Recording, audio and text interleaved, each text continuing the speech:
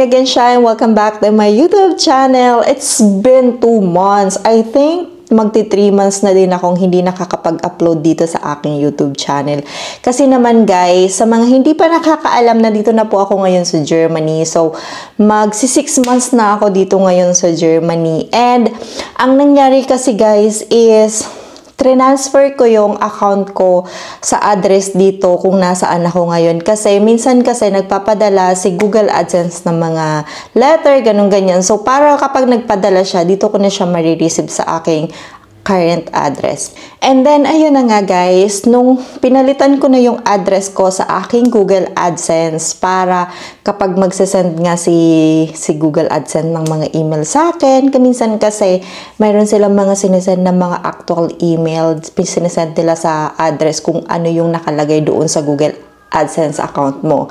So, yun yung purpose kung ba't ako nagpalit ng address. And then, nung nagpalit na ako guys, biglang na-disable yung account ko kay Google AdSense. So, ibig sabihin nun, nung na-disable na, kahit mag-upload ako ng video sa aking YouTube, hindi siya mag-earnings. Kasi nga, hindi na siya monetized ni YouTube. So, yun yung reason kung bakit hindi na rin ako nakakapag-upload ng video dito for almost 3 months na. So, yun yung reason ko. Kasi nga, sayang naman kung mag-upload ako tapos hindi rin naman siya kikita. Kaya sabi ko, antayin ko na lang na ma-fix yung monetization ko ulit kay YouTube to Google AdSense. Kaya lang, ang tagal ko siyang win-workout guys. Dini-DIY ko lang siya, nagre-research ako. So, okay na. Nakapag-create na ako ng Google AdSense ko na connected kay YouTube. Kaya lang, ang nangyari naman doon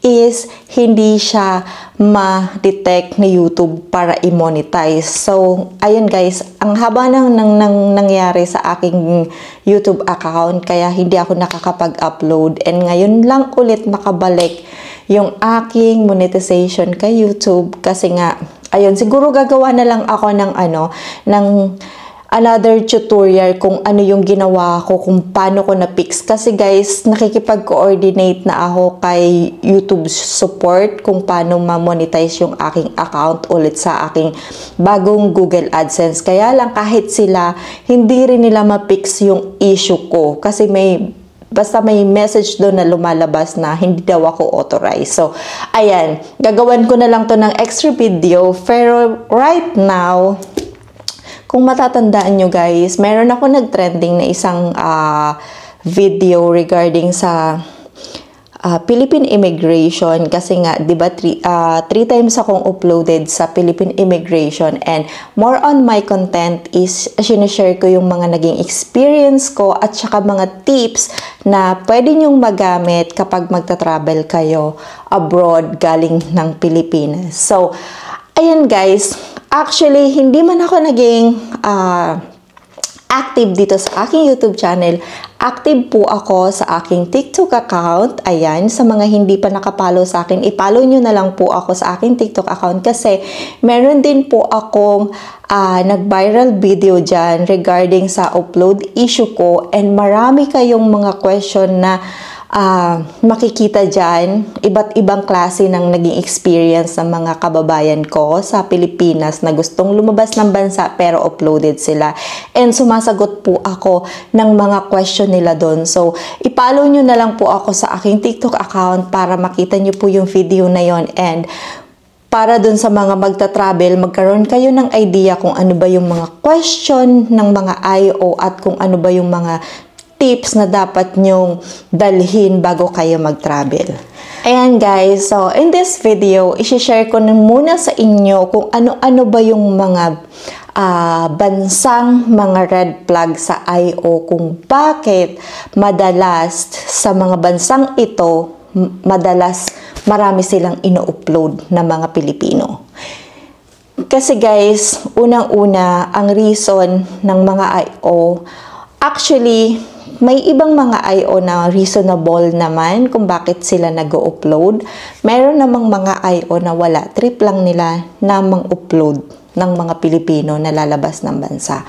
Okay, isi-share ko sa inyo guys yung mga bansang hindi nyo dapat gamitin kapag magta-travel kayo as tourist galing ng Pilipinas. Kasi nga, itong mga bansang ito is red flag talaga sa mga IO dahil sa reason ng human trafficking. So, ayan guys, para magkaroon kayo lang ng idea sa mga gustong mag-travel dyan, especially sa mga first-time traveler na mga babae. So, medyo mahigpit ang mga IO guys sa mga babae na mga solo traveler na first timer. So, ayan, masasabi ko talaga mahigpit sila kasi experience ko yan guys. Hindi sila masyadong mahigpit sa mga lalaki, pero sa babae masyadong mahigpit sila sa mga solo traveler. Hindi ko alam, so yung ibang mga lalaki, meron din siguro silang mga na-upload, pero ako, masasabi ko doon sa video ko sa TikTok, karamihan na nagko-comment doon sa akin is mga babaeng na-upload sa Philippine Immigration.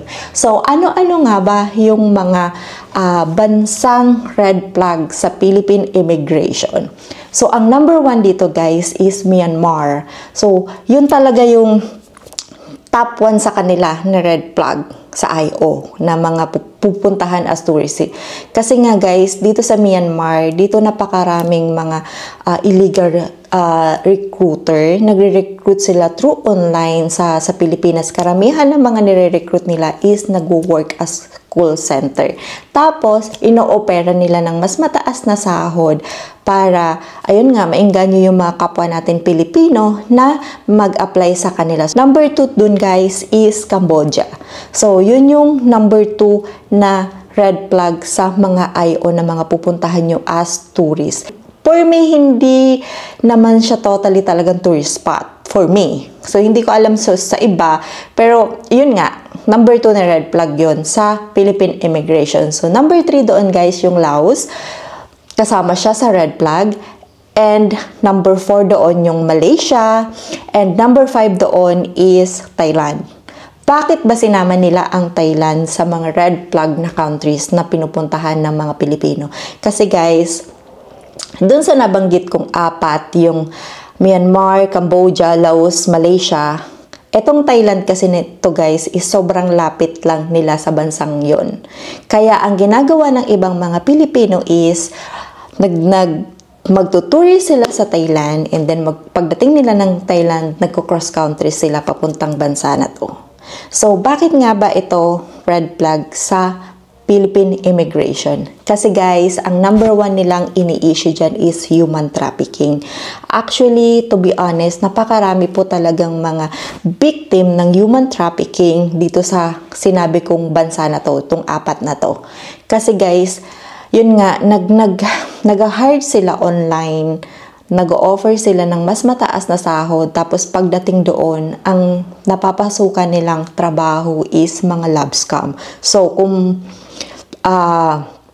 i-compare ko tong scam na to online na pagka-hired nila ng mga Pilipino na mag-work doon is parang pogo po siya sa Pilipinas. So, ganun po yung kalakaran dito sa country na to kapag nag-hire sila ng mga Pilipino na magtatrabaho sa kanila.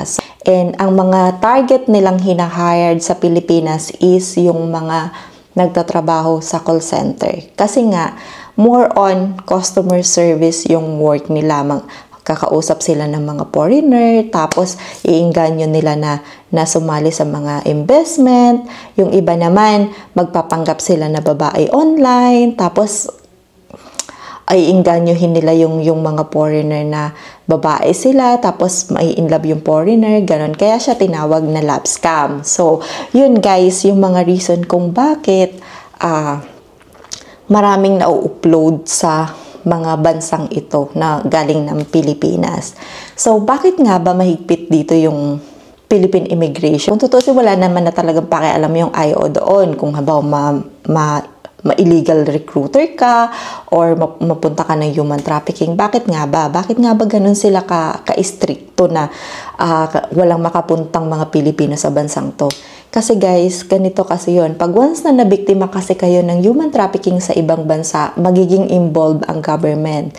So, minsan nagdedemand yung bansang ito na para pakawalan kayo, mga Pilipino, humihingi sila ng kapalit na pera. So, yun yung iniiwasan ng government natin na mabiktima tayo ng human trafficking. So, pag sinabi kasing illegal recruiter, guys, asahan nyo na yung pupuntahan nyo is hindi magandang trabaho. So, yun yung iniiwasan ng mga IO.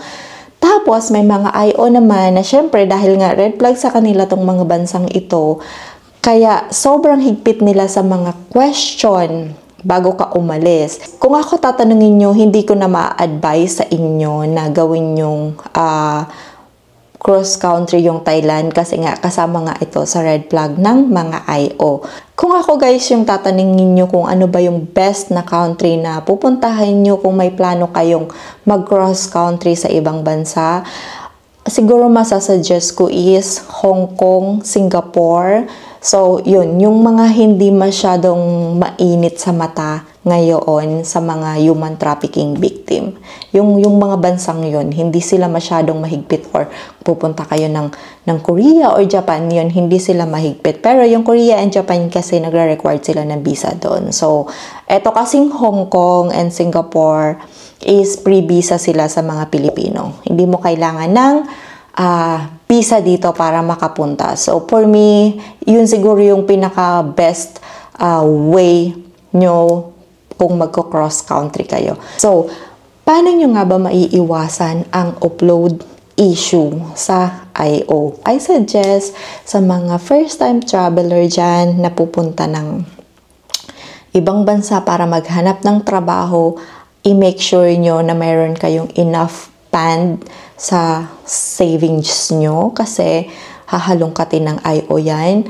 Make sure na yung ticket nyo is self-funded nyo. Make sure na mayroon kayong return ticket at make sure din na kayo yung magbibili ng ticket nyo. Kasi lahat yan guys na nabanggit ko is kakalkalin po yan ng IO at kapag hindi mo na proof na capable ka na mag-travel as tourist, i-upload ka nila. So, napaka-importante sa kanila na mayroon kang sapat na pera kung ikaw ay magta-travel as tourist. Kasi nga, doon nila titingnan kung kaya mo bang suportahan yung sarili mo kapag nasa ibang bansa ka. So, yun yung number 1 na reason nila. And then, yung number 2 is kailangan doon guys, meron kang strong ties sa Pilipinas na after ng tourist mo doon sa ibang bansa is may babalikan ka sa Pilipinas. Ano ba yung number 1 na kailangan mong balikan sa Pilipinas? Number 1, trabaho. Regular na trabaho. Number 2, business. So, ito yung pinaka-strong ties talaga, trabaho at business. Kasi nga guys, ayun nga, kapag nalaman ni IO na wala ka naman strong ties sa Pilipinas, as magtuturist ka, so, wala kang reason na babalik ka pa ng Pilipinas. So, iisipin ni IO na wala kang strong ties sa Pilipinas, magta-travel ka. So, iisipin nila na yung punta mo ng tourist is para maghanap ka ng trabaho doon. So, kaya red flag din sa kanila yon. Kaya, i-make sure nyo guys, bago kayo mag-travel, mag-research muna kayo, pag-aralan yung mabuti. Kasi nung time na nag-travel ako guys, wala akong idea, especially first-time traveler ako. And then, wala talaga, hindi ako nag-research, kaya na-upload ako at that time. So, right now, marami ng internet, mag-research kayo, and i-prepare nyo yung mga wallet nyo, yung mga savings nyo. And kung magta-travel kayo as tourist, wag na wag muna kayong magre-resign sa mga trabaho nyo. Kung may plano kayong mag-cross-country sa ibang bansa para maghanap ng trabaho. So, yun yung ma-advise ko sa inyo para maiwasan nyo yung upload sa Philippine Immigration kasi sobrang napakahigpit sila guys. Ayan guys, that's it for today's video. I hope na natulungan kayo ng video na to. And especially doon sa mga first-time traveler na magta-travel sa mga bansang nabanggit ko. At para naman doon sa mga hindi pa nakasubscribe sa channel ko, make sure na nakasubscribe kayo para hindi nyo ma-miss yung mga next video na isi-share ko sa inyo regarding Philippine immigration issue. So, ayun lang guys. Thank you for watching and see you on my next video.